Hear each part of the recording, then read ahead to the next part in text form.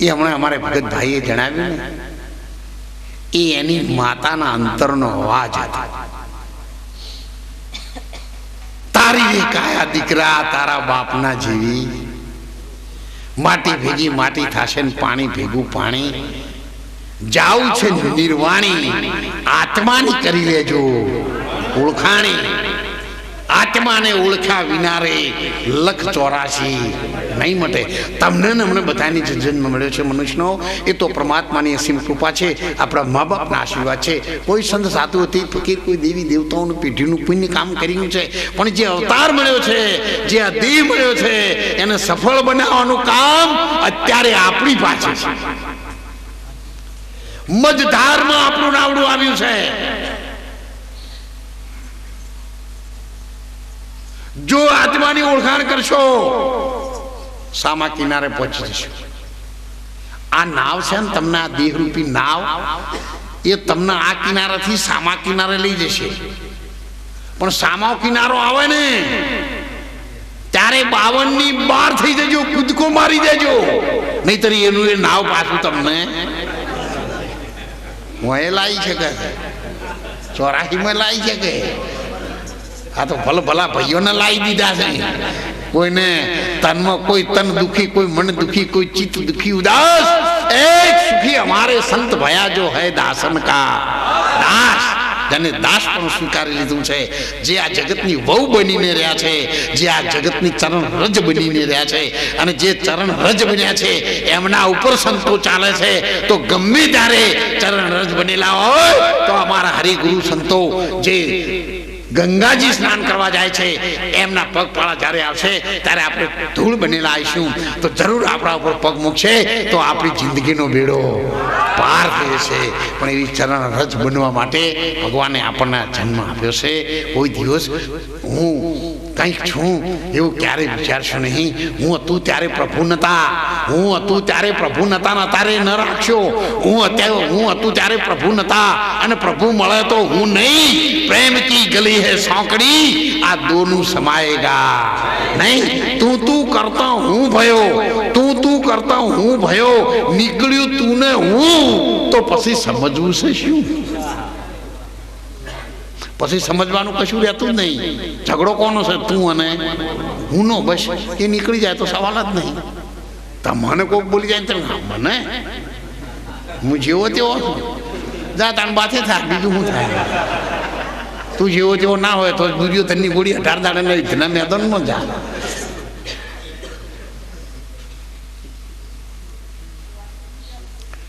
ઘરમાં પતિ અને પત્ની બે રહેતા હોય, પણ તમારા ઘરવાળા સવારે દૂધ ગરમ કરતા તપેલી એમના હાથમાંથી પડી જાય અને તમે એમને શાબાશી હાલો તો તમે ખરા.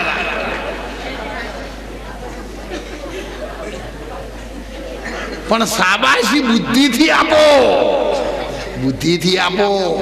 આપણી જેવી હાલીએ છીએ ને એવી નહીં. આપણે તો એના ધણી તરીકે હાલીએ છીએ, પણ શાબાશી આપો.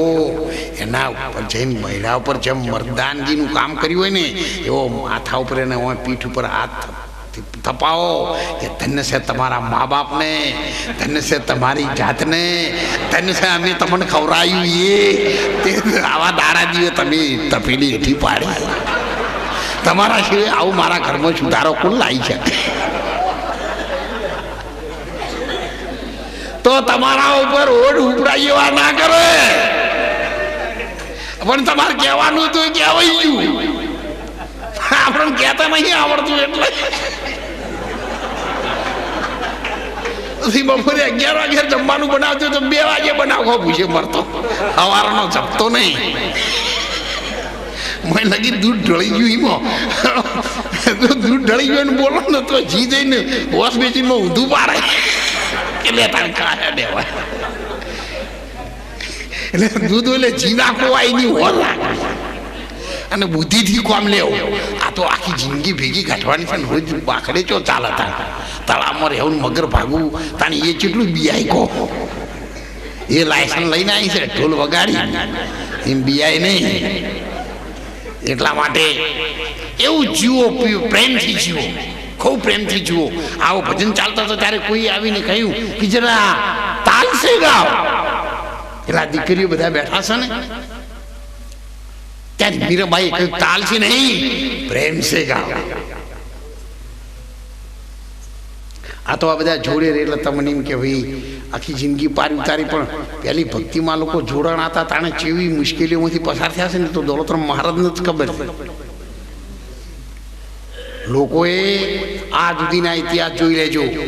જે સંતો થયા છે ને એના ચોબડા હલાવી નાખ્યા છે, ઉકળતા તેલમાં ભૂસકા મેલાયા છે, લાલ ખૂન ધોપલા કરીને બાપ પીડવરાઈ છે, નરવું ઝેર પાયું છે, ફુલારની જગ્યાએ કાળા ઝેરી નાગ ગળામાં પહેરાયેલા છે, ગોરા કુંભારને માટી ખૂંદતા ખૂંદતા એક બી બ્રહ્માંડ ઉજવાડી દેતા હતા એની ઘરવાળીને કે તારા કનૈયાને મેલ હળગતો પૂળો અને માટીમાં હશું ઉકેડીને જો છોકરો કૂદીને આવ્યો. અને ત્યારે ભક્તોની ઓછું ઉકેડી નાખી છે લોકોએ. અને એટલે ભજનમાં કહ્યું છે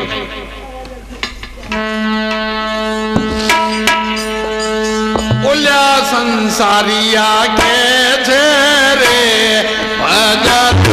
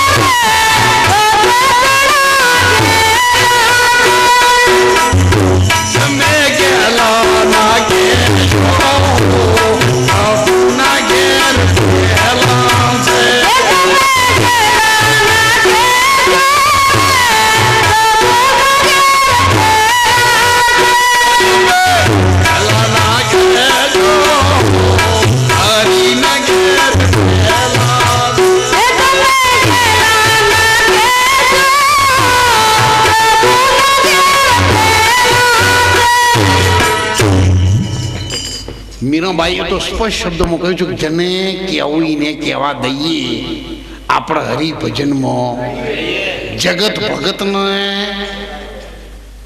આદુ અનાદિનું છે, કોઈ આ નવું ગોઠવ્યું નહીં. ભગવાન રામના ઘેર ગાદી બેસતા હતા ને તાણે મંથરાઓ હતી જ, અને અત્યારે કોઈ તે દાડે એકલી મંથરા હતી. હું તો આ વખત હવે ઘણી થઈ જઈ 21મી સદી. તો એ બીજવારો હેડો જ આવે. ભગવાનનું ઘર હતું ને તોય મેં લડાઈ તો હતી જ. કોઈ આપણે દેરોણી જેઠાણી લડાઈ હોય તો તમે મનમાં પાછું એવું ના રાખશો. આદુ અનાદિની હેડી આવે છે. લક્ષ્મણની બાને પસંદ નતું આવ્યું, ભગવાન ગાદી બેઠા હતા, એ બે એક જ ઘરમાં હતી ને તોય પણ એકબીજાને નતું ગમ્યું. એટલે કે ભાઈ 12 વર્ષ મેલો 14 વર્ષ વનમાં એ દાડામાં લડાઈ હતી. પછી ભગવાન સીતાજીને લાયા પાછા, તો એ ધોબી રાજી નતો, આખું અયોધ્યા રાજી થયું, પણ એકલો નતો રાજી થયો. તે ના ખાવાનું બોલ્યો. છતાં પણ ભગવાને એવી દેવીઓને પણ અગ્નિ પરીક્ષામાં પસાર થવું પડ્યું. એવી દેવીઓ હતી ને તો મા ભવાની જગત જનની હતી ને તો એમને પસાર થવું પડ્યું. તો પછી આપણે તો કોણ માત્ર છીએ? કદાચ આપણને કોઈ થોડું ઘણું કહી જાય તો એમાં શું ફરક પડવાનો છે? ત્યારે મનમાં એવું ન લાવો. જે આજે તમને એવા શબ્દો બોલે છે એ કાલે જરૂર ભગવાનનું ભજન કરતા કરતા એક વખત હાથમાં ખંજરીઓ વગાડતા વગાડતા તમારા વરઘોડામાં નાસ્તા નાસ્તા આવશી અને આવશી. પણ કોક બોલવા દો, કોક બોલવા દો. જેને ગાળું બોલવાની ટેવ પડશે એ જ કોક દાડો ભજન બોલવા આવશે. પણ અમૂળ તો બોલશે ને એ હાવ બેઠો બગાડશે. એટલે ગમે એને બોલવા દો, એને જે એ બે બોલવા દો, બોલવા દો. બોલવાનો હક છે ભારતમાં. હવને હકશે, જેને જેવું ગમે ને એવું બોલવા જો, મીરાબાઈએ કહ્યું. અને એટલા માટે જ મીરાબાઈએ તો કહ્યું હતું, એટલા માટે નદીના કિનારે રહી અને આ ઘટનો રાજા, આ દેહનો રાજા, જેના લગ્ન કરવાના છે કોની સાથે? પરિબ્રહ્મ નારાયણ પરમાત્માની સાથે. પણ એ લગ્ન કોણ કરી શકે છે? એ વરરાજાના લગ્ન કોણ કરી શકે છે? એક સદગુરુ સિવાય બીજું કોઈ કરી શકતું નથી. અને એટલે કોઈ સુરતા તો આટલા વર કેમ રહી કુંવારી, જોડીલો વર મને ન મળ્યો, અને મળ્યા ને એ બધા વાટના વટે માર્ગો મળ્યા, એનાથી મન મારું ના મળ્યું. અને એટલા માટે હમણાં ન કહ્યું, ત્રિવેણીમાં વસે છે સુરતી, એની તમારા જેવી મૂર્તિ, એને ઓળખશો તો કોમ થશે સિદ્ધમૂર્તિ, એનો રાખ્યો છે ત્રિવેણીમાં વાસ. જ્યારે આ દેશ રાત્રે સૂઈ જાય છે ને ત્યારે અંદર પ્રાણવાયુ ચાલે છે, બીજું બધું આખું શરીર સૂઈ જાય છે અને પ્રાણવાયુ ચાલે છે, જેને બીજી ભાષામાં, સંતોની ભાષામાં ઓહોમ સોમ કહીએ, ઈંગળા પિંગળા કહીએ, શ્વાસ અને ઉશ્વાસ વિજ્ઞાનની ભાષામાં કહીએ, એ ચાલે છે. દેહ આગો ઊંઘે છે, પવન જાગે છે, અને તમને સપનું ચાલુ થાય. પવનનું કામ કરે છે, દેહ આંખો ઊંઘવાનું કામ કરે છે, અને તમને સપનું આવે છે ને એ સવારે તમને યાદ રહે છે, અને એને યાદ રાખવાનું કામ કરે છે ને એનું નામ સંતોએ નક્કી કર્યું, સુરતા. અને સુરતા છે એ અડધા અંગને વરેલી નથી. અને ગીતામાં એનો 18 નામ છે. ગીતા, ગંગા, ગાયત્રી, સીતા, સત્યા, સરસ્વતી, બ્રહ્મ વિદ્યા, બ્રહ્મવલ્લી, ત્રિસંધ્યા, મુગ્ધ ગહેની, અર્ધ માત્રા. ઓમકારના ઉપર જે અર્ધ માત્રા બીજ જેવો આકાર છે ને એ જ સુરતા છે.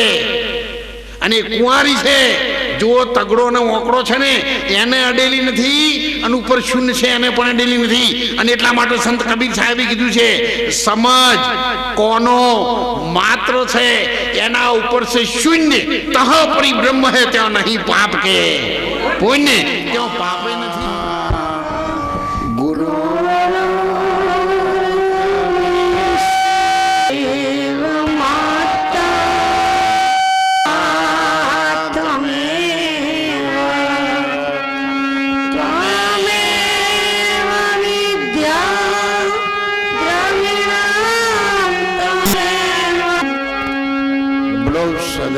સદગુરુદેવનો, નરભેરા મહારાજનો, બ્રહ્માણી માત કી, ચામુંડા માત કી, બોલો આદ શક્તિ ભવાની જોગણિયા. ધારેલા સૌ આદરણીય હરિગુરુ